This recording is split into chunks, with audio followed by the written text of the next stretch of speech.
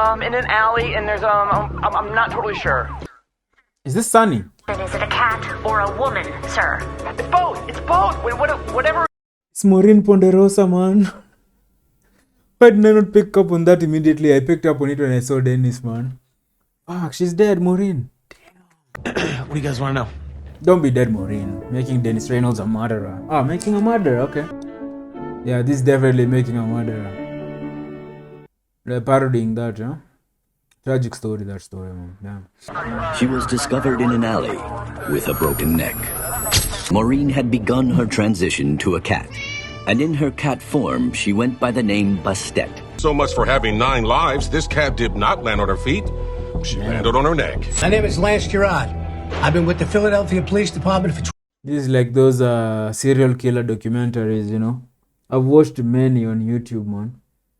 Not the Netflix one, the Netflix ones, the old ones, you know, the ones you find on YouTube just randomly. They're like from the, what is it called? Something channel. Not crime channel.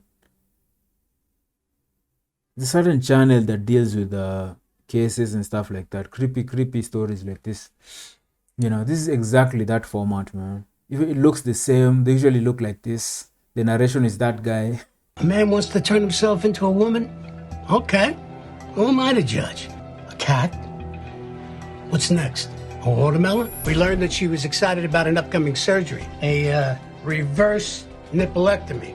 That's where they add more nipples. The thought of that just makes me want to blow my lunch. The ex-husband was on the hook for this surgery due to an alimony arrangement. That's when he became our primary suspect. I remained supportive and kept my cool, and I never threatened her in any way. The more nipples, the better, Maureen. And you know what? While we're at it, I'm gonna turn myself into a dog. He said he wanted to clear his name. All right, why don't you tell me where you were that night? Watched a movie with my roommate Mac. I remember this particular shot from that show that they are mocking here.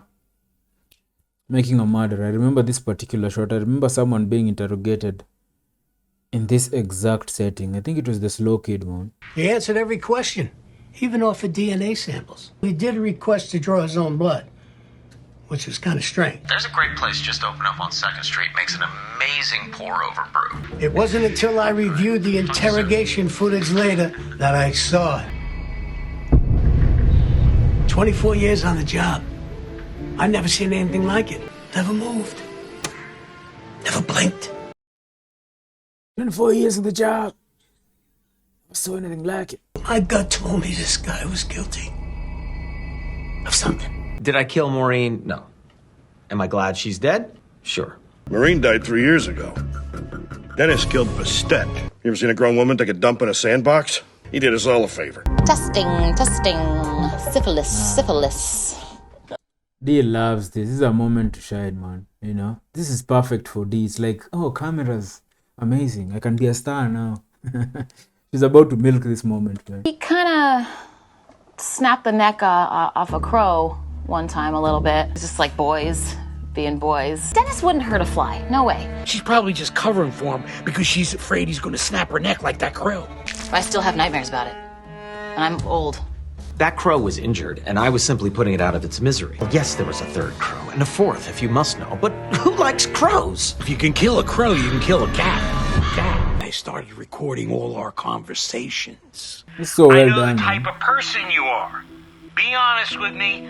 Talk to Daddy. Are you reading something right now? Why are you calling me? We don't talk on the phone. Yeah, that's so unlike Frank, man. That sounds suspicious, man. Frank being like that, man. My father, Frank Reynolds, owned a sweatshop in Vietnam. I'll talk to you later. Bye-bye. But let me tell you something. He was no fan of Maureen's either, which is why I started recording all of our conversations as well. Old bitch. And I caught him saying some pretty troubling stuff. Oh, bitch. I'll tell you what to do with cats. Who shot this thing, Dennis? We found a cat. We tossed it right in the soup. I was making money hand over foot. Literally. Well, that's all a lie. There was no soup. Excuse me. I gotta go to the can. Probably doing a bump. This is like Jinx. Keep it cool, Frank. If you haven't seen Jinx, watch it, man. It's a documentary about this guy who incriminated himself exactly like this. Exactly like this, man. It's It's the best, one of the best documentaries ever, man. Is it Jinx or the Jinx? I don't know. What kind of illegal stuff? Yeah, it was like, sweatshop stuff in Vietnam, like feeding people to people. Oh, Yeah, that's crazy. There, man. Wait. What do you mean, statue? Are you serious? Whoa, look at the dumper on you. Fuck off, creep. Like I told the police, Mac and I were watching a movie back at the apartment, and then I went to the bar. Hey, Dennis, don't leave without me. I mean, dude, look, are you mad at me? A twist. Totally could have done it. Maureen was once Dennis's wife. Very nice. That was Borat. Maureen always came into Patty's to pick up her alimony check ASAP. If she came in to pick up her alimony looking like a cat doing a cat thing, I'd probably be tempted to kill her too, man. Because you're just looking at what you're spending your money on, man. It's like, this is what I'm wasting my money on for you to fucking get these surgeries and look ridiculous like this. That would really infuriate me, I guess. Yeah. Deandra Reynolds refused to be a part of this documentary unless we allowed her to play Maureen in the reenactment. Dennis totally saw Maureen that night. Intimidate Charlie? Please, what am I going to do? Call him on the phone and threaten him?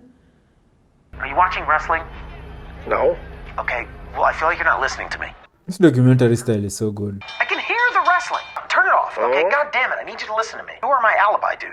Yeah, you're my alibi, dude. What does that mean? I can't be your alibi because you're not a suspect. Look, I was with you all night. I never left. And I remember these kinds of recordings from that show too, man. There were a lot of these recordings in that show, in that documentary, of the victim and the suspects talking, blah, blah, blah, people talking. It's very, very well done, man. do not mention anything about what's in my safe. Now Charlie's playing that one kid. There's a kid on that show who's kind of slow. Like, his IQ is very low, and the cops really take advantage of that, man. Force a confession out of him. They coerce a confession out of him, I think. And that really struck people. That really stood out in the show. And yeah, I think Charlie's playing that role here, man. Makes sense. How do you know he hurt Maureen? I guessed it. Bet you guessed it. You was right. You have to tell me. Well, here comes the coercion, man. How did he kill her? Gave her a pile driver. Like, who does the pile driver? It's Triple H. Chokehold. Oh, the wrestling thing too. There was a wrestling thing on that show. The kid that Charlie is supposed to be playing right now had an obsession with WWE, man. I remember that part, man. Ah, fuck. I wish, dude, I watched that show many years ago. I wish it was still super fresh in my mind, so, I would catch things faster, but it's been a while, man. I almost missed the wrestling bit, man. But the pile driver brought it back, man. It's been a long time since I watched that show. I did a chokehold. I think I remember that too. This is very accurate. You kill people? I do choke slams and backbreakers. Christ, I was at a loss. Can I go watch wrestling now? You gotta give me something to work with here. I'm not supposed to tell you what's in his safe. Tell me what's in his safe, Charlie. Tranquilizers? Are you on these tranquilizers right now, Charlie? Yeah.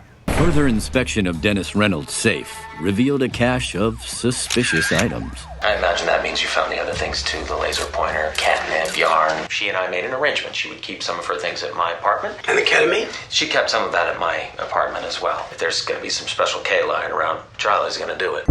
Autopsy results came back from the lab. That doesn't explain this autopsy report. A hairball. Guess as to whose it is? I think we could turn the cameras off. I let her lick me.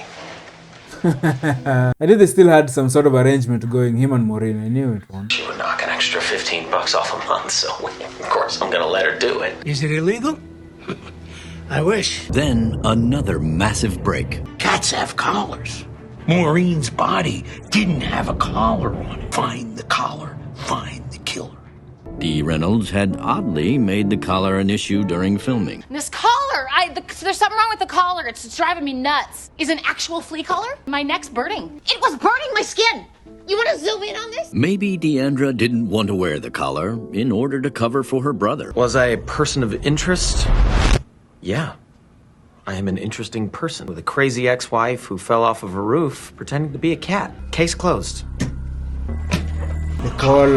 Find the killer. Find the collar. Find the killer. Dennis Reynolds is still at large, lurking the streets of Philadelphia. Maureen never wore a collar. You guys put that there. I'm not guilty. What about the security footage of Maureen's death? I mean, it shows her prancing around on the roof like an asshole, and then she just falls off. It's better to actually sit on that footage until, like, maybe episode 10. That's entertainment. You know, someone gets murdered and then you make a show. You drag it out. You rake it all over the victim's family. As much as I love watching serial killer documentaries and stuff, like, just imagine what it's like for the victims, you know? When every once in a while, every few years, someone drops a documentary about this fucking guy who killed your girlfriend or your loved one or whatever, man. You know?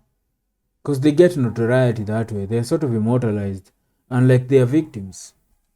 Man. It must really suck to see documentary after documentary after documentary about someone who did something fucked up to you, man. You know? Like the recent one about Dama, man. It must have been kind of annoying for the victims or relatives of the victims to see, you know, another documentary about this guy. You know? What's the point anymore? Like, there are so many documentaries out there. I don't know, man. I wonder how the victims feel about those kinds of shows, man.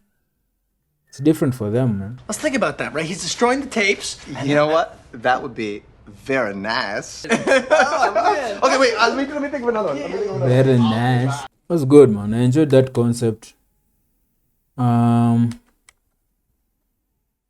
wonder if they made this when that immediately or right after that documentary came out, you know, because that was a while ago. That was probably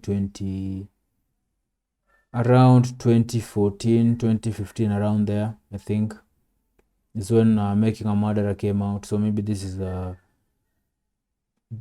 that's when they made this, you know, because that would have been the time to make this. Because now, it's like everyone has moved on. It's not, no one probably remembers that anymore, man. But at the time, I remember when it came out at the time, that's when Netflix really began dominating the documentary space, man. This was one of their first big documentary hits, man. You know? They're very good with the documentaries, Netflix, and this was them probably announcing themselves to the world as, yo, we make good documentaries. This was their first really big one, man. I remember it, man. It was a big deal when it came out, man. Everyone was talking about that show, even here, man. Even here, because it's such a fucked up story what happened to that guy. You know, you're watching someone get mistreated. You're watching cops really just fuck someone's life up, man. Set someone up, and it's almost clear. You can just see clearly what's happening, but, you know, one of those, man, you know. The first season ended with nothing being wrapped up. I didn't watch the second one. I hear nothing happened for the guy. He's probably still in jail today, you know, because I think he exhausted all his appeals. When that first season of that documentary ended, I think they said at the end there, they left a message that dude had exhausted all his appeals, and I think he had one left, and I think he failed. He didn't go through. He didn't succeed. I think he's still in jail, man, which is fucked up. Because you watch the doc, and it's like this guy is clearly being set up, man. You know. Yeah, it's one of those, man. Infuriating to watch, man. Infuriating to watch, man. But there you go, man. Always Sunny, season 12, episode 5, making Dennis Reynolds a murderer. Dennis was the perfect guy for that show. I can't believe Maureen is gone, man. I liked her, but I think maybe but there was so much to work with there, man. They could have kept her around and just made fun of the cat thing, you know. There was a lot to do there. They could have kept her around, man. That's another character that I like gone, man. Maureen, Barbara, fuck. But I'll see you guys in the next one, man. Peace.